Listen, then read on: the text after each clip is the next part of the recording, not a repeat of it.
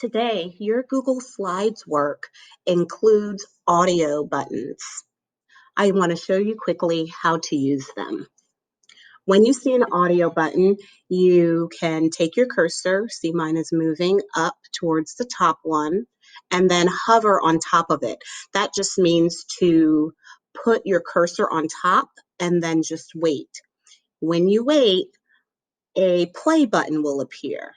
When the play button appears, then you can slide your cursor down to the play button and press play, and the audio file will play for you.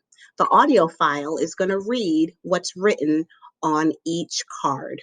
So before you move a card over to decide whether a statement is a bubblegum brain statement or a brick brain statement, listen to each audio file.